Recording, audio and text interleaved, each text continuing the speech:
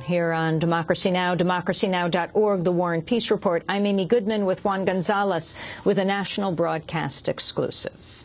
Yes, we turn now to longtime civil rights lawyer Lynne Stewart's release from prison after serving almost 4 years of a 10-year sentence. Stewart, 74 years old and dying from late-stage breast cancer.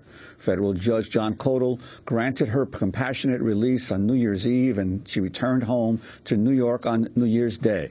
Codall wrote that Stewart's terminal medical condition and very limited life expectancy constitute extraordinary and compelling reasons that warrant the requested reduction of her sentence. Viewed by many as a political prisoner, Lynne Stewart was jailed for distributing press releases on behalf of her client, Omar Abdel Rahman, an Egyptian cleric known as the Blind Sheikh, who was convicted of conspiring to blow up the UN and other landmarks in New York City.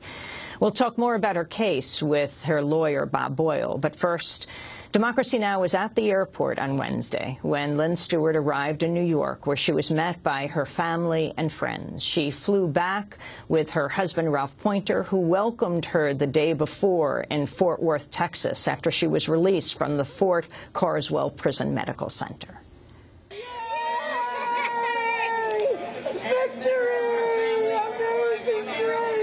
Standing at the American Airlines arrival gate here at LaGuardia Airport. I'm Amy Goodman with Democracy Now!'s Renee Feltz. Lynne Stewart has just landed. She and her husband, Ralph Pointer, flying in from Dallas, Fort Worth. She has been freed after 4 years in prison. The crowd is only growing, and security here is warning people to step aside to get out of the exit spaces. You cannot block this area. You must stand on this side here, or you must go downstairs. Her family is here, her daughter, grandchildren with flowers. We'll talk to some of them right now. Tell me your name, how old you are. What are you doing at LaGuardia Airport on New Year's Day? I'm coming to see my grandma. What's your name? Leola Brown. And how old are you? 9 3/4. Who is your grandma? Lynne Stewart. And what do you have in your hands? What? What do you have in your hands? Flowers. What are you going to do with them? Give them to her. Did you expect this was going to be happening? Yeah. Did it surprise you? Yeah. And who else do we have here today? You guys want to introduce yourselves? My name is Dante, and I'm here because my grandpa just came out of jail. How do you feel? Great. Are you excited? Yes. This is Ellen Kirschbaum. I'm a friend. I started at the BAI program, and 4 years ago we started sending cards to Lynne because Lynne was part of our cohort. She was actually a board member. She was elected by the people, and so she was part of these committees that we were on. Mimi was there, Serene was there, and so we've been sending cards. Whenever we get together, we fill up the cards and send them to her, so she's always in the room with us. I see you brought some of those cards today. No, I brought the last one. This is the final one in the arc, and this is the "We welcome you home, we love you" card. Can you tell me your name and your feelings right now? I'm Zenobia Brown, and I am walking on clouds and air. We are so excited, one, for humanity, that the right thing has finally been done, and of course for our selfish selves, that we're going to have our dear, dear mother and grandmother and friend and comrade back, you know, from really the clutches of death. So we're just so happy. We recently had you on Democracy Now! You're a doctor. You were talking about how you were hoping you could help Lynne when she came home, but did you expect it would be today, New Year's Day? I didn't expect it to be today, but I knew it would be someday. Absolutely. Absolutely knew it had to happen. How are you preparing for her homecoming, as she is very ill? Well, as a family, we're pulling together to make sure she has everything to be comfortable at home, but also arranging for her to be seen at Kettering as soon as possible so she can continue with her chemotherapy. And who's this? This is her granddaughter. I'm Serafina Brown. And how old are you, sir? 13. And what are you holding? Flowers. For my grandma. Did you expect this day would come? I was hoping it would come soon, and it's a surprise that it happened today. Here comes Lynne Stewart. She is getting out of her wheelchair.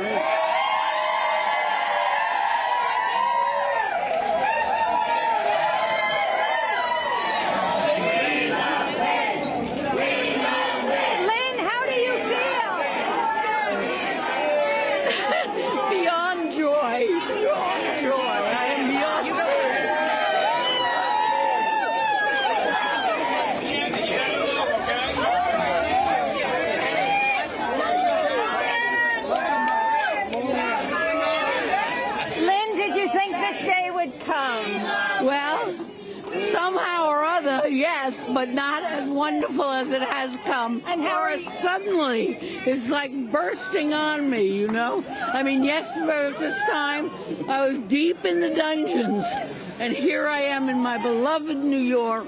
It's just wonderful. I can't tell you. Oh, give me those flowers, Kate. Ralph, how are you feeling today? Better than I felt in 4 years, I can tell you that. When did you get the news? While I was waiting at the car rental, they said, don't go to the hotel, go to the prison. They're waiting for you. Get Lynne out.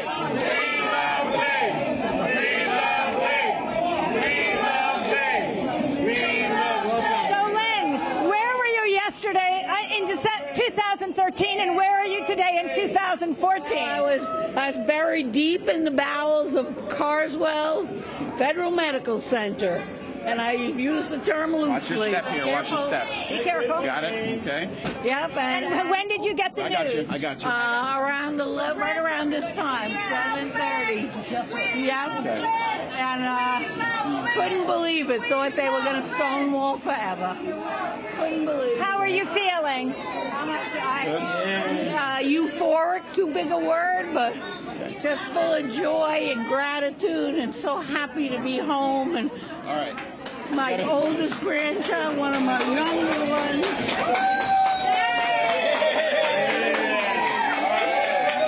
What do you want to do when you first go home to your son's house? Sit. I'm good, but I'm not great, you know. I can manage, but I get very, very tired. So, were you surprised by the decision for compassionate release on New Year's Eve? Yes. In a word, Ralph never gave up hope. Ralph was fighting down to the final moments, but me, I was very discouraged. And I figured the strategy was to just keep me in there until I was closer and closer and closer, and then let me come home. And when that didn't happen, now I'm home. I'm still pretty much with it, I hope. And here I am with these wonderful children and grandchildren, and I look forward to beating the odds now. I look forward. Well, you've done it so far. We're trying. Yes, we're trying. Can you tell us the moment that they told you? Can you share that with us? Well, I was called down for a phone call with my lawyers, and my Jill Scheller was calling me from France, and she had talked to the U.S. attorney, who said, well, the papers are on their way to the judge right now. And so then I had a moment, and I said, well, the judge sometimes, the judge did what he said he'd do. He said that he would take the papers and he would look upon them favorably. And by 2 o'clock in the afternoon, he had signed off on time served. And who told you? Who told me? Well, varieties of prison officials who kept kind of dragging. But the funny part was, they literally threw me out of the prison by the time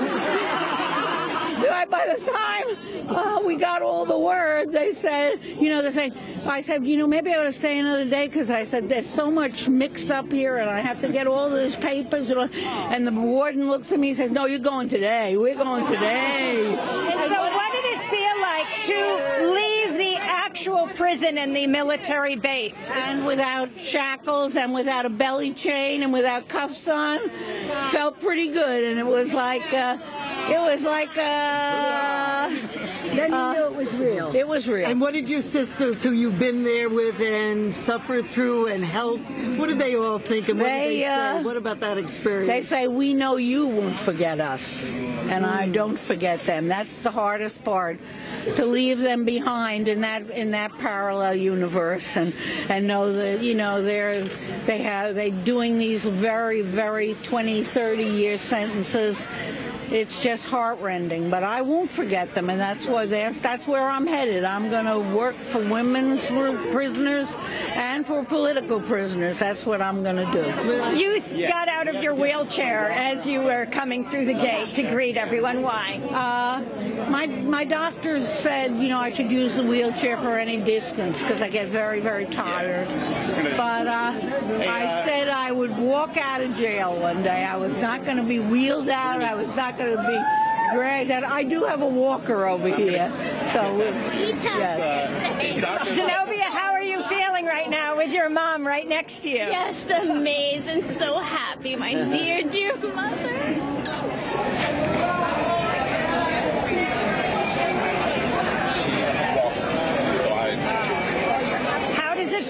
To have one of your doctors be your own daughter? Pretty good. It's I say it's gold. It is really the gold card because it is so nice to be able to pick up a phone and say, well, I had chemo and I was like manicky, and I said, what the heck is the matter with me? I can't stop talking. She says, I think they put some steroid in that particular chemo you had. And so I had the answer. I didn't have to go home and think about what was I acting like. You're very well taken care of. Your son a lawyer and your daughter a doctor. And another daughter a lawyer. She's here too.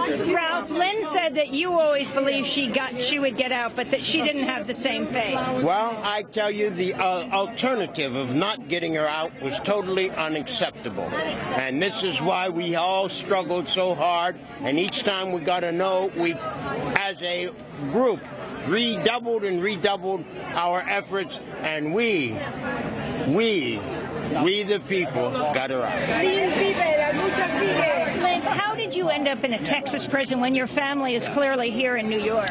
Well, the judge recommended Danbury, but I have a number of chronic illnesses. I'm diabetic, blood pressure.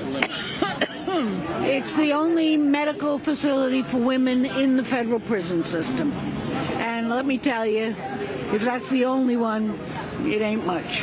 Was Afia Siddiqui in the prison? It's a separate part. They have an administrative unit and Marie Mason is also in that. She's a green activist. She's also in that part of the what they call the admin building.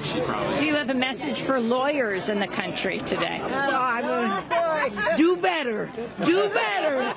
Do better than you've been doing, because let me tell you, I talked to an awful lot of women in that place, and the lawyering is not at a high level, I'm sorry to say. How many women were there?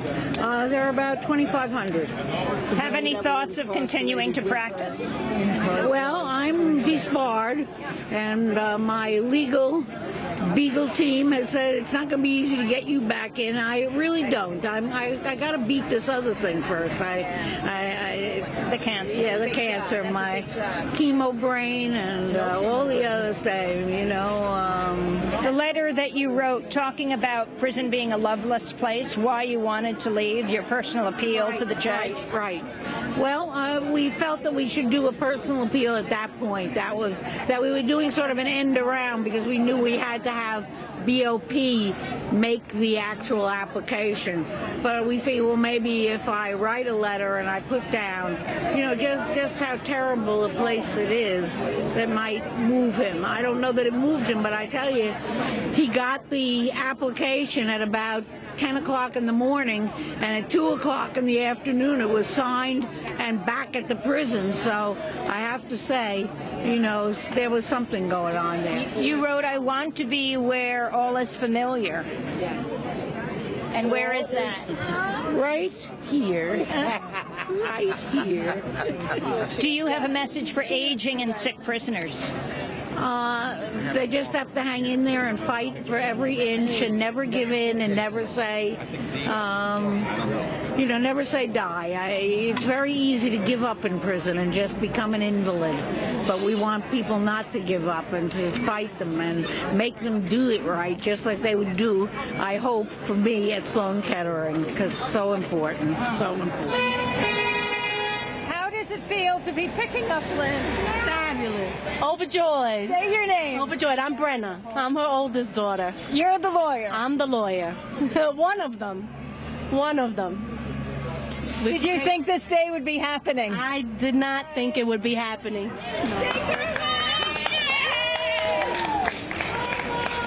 Hey, Ralph, you're wearing a Mumia Abu Jamal pin. Yes, I am. I wear it everywhere because we must always struggle for all of our political prisoners. Not only Lynn, as Lynn has instructed us over and over and over again. That ends our report. I'm Amy Goodman with Renee Feltz at the American Airlines terminal. Lynne Stewart is free.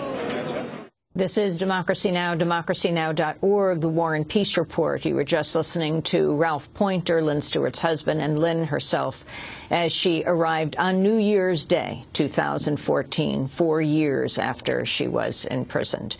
I'm here with Juan Gonzalez and Bob Boyle, who was also at the airport, who played a key role in winning her compassionate release from federal prison. This was not expected, New Year's Eve, for this to happen. Talk about how it took place. We only have a few minutes. The word you got on New Year's Eve. Well, first of all, the application for compassionate release was approved by the warden of the prison way back around Labor Day. And so it was since Labor Day that we've been waiting for the central office of the BOP and the U.S. Attorney's Office to weigh in, of the Bureau of Prisons. And it was on New Year's Eve that both Jill Shello and I received word that the U.S. Attorney's Office would not be opposing the request, and in fact had written papers to the judge requesting that she be resentenced to time served. Ordinarily, a person knows well in advance the day they're going to be released from prison, and the family and the lawyers know. So this all happened at once. As Lynn said in the report, the judge got the papers at about 10 o'clock. They were signed by about 2, and the prison did make sure that everything was processed, so she was released on New Year's Eve. And as Lynn said, it was almost a struggle to get her out of the door because she didn't know where she was going to go, where her Medicare, all of these things that really, when people get out of prison, they have to deal with, the basics of life. And so it was a unique situation, but we're thrilled that it happened so quickly. And the impact of her being in prison for so long now on lawyers across the country, especially in political cases, what's your sense of what the message that has gone out to lawyers around the country? Well, I mean, I like to think that the message is that we have to keep fighting as hard as we always have. In political cases and on these issues. Whenever we take on controversial cases, we're targets on a variety of different levels. And what we have to do as attorneys is expect that. Expect that when we do controversial matters and represent individuals who the government thinks of as pariahs, that we have to be, of course, aware that we're being watched, but fight as much as we always have. It's very interesting, Bob. You worked with Lynne Stewart. You represented cases with her, and then you become her lawyer. But can you explain how it is that she was convicted? Explain what she was charged with. Okay, it's a long story, but just very briefly. She was charged with and convicted of material support to a terrorist organization. Very scary characterization. However, what they said she did was to speak to a Reuters reporter and to convey the words or the ideas of her client, Dr. Omar Rahman, to the press, his position on what was going on in Egypt at that time. The government's theory was that by providing his thoughts and ideas, she was assisting a terrorist organization in Egypt by simply doing that. And that was essentially the basis of her conviction. And she was violating, they said, the SAMs. Explain what they were. This special administrative measures which prohibited her from disclosing any of his words to the media or reading to anyone. Now, this is a key point, and we only have a minute. In fact, the prison had dealt with this. This is before 2011. Yes, this was 2001. The attacks. The speaking to the Reuters reporter was in the year 2000. Lynn was, the prison found out about it. Lynn was disciplined administratively. She was kept from visiting the sheikh for a period of time. They then let her back in to the prison. It was only then a few years later, in a big indictment announced by then Attorney General Ashcroft, that she was charged with material support. And Lynne Stewart is now free. And Lynne Stewart is now free. And we should all, as Ralph said, savor this victory that was fought for by all of us. Only released after the doctor said she has less than 18 months to live. Which we'll take on that fight and make sure it's longer. Bob Boyle, thanks so much for being with us, one of Lynne Stewart's attorneys. That does it for our broadcast. Democracy Now! Is produced by Mike Burke, Renee Feltz, Armante, Nermin Sheikh, Stu Martinez, Sam Alcoff, Hani Massoud, Ravi Karen, Dina Guzder, Amy Littlefield, Cassandra Lazare, Messiah Rhodes, Tarina Nadura, Mike DeFilippo, Miguel Noguera, engineers. Special thanks to Renee Feltz and to Hani Massoud and to Becca Staley, Julie Crosby, Hugh Grant, Jessica Lee, John Wallach, and Vesta Godars, and to our camera crew, John Randolph, Karen Kirk Meadows, Carla De Jesus. I'm Amy Goodman with Juan Gonzalez. Happy New Year.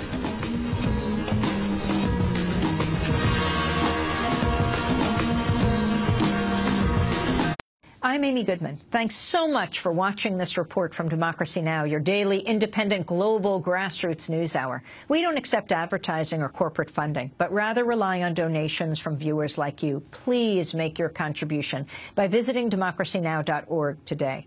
We need your support today to keep bringing you this hard-hitting, in-depth reporting.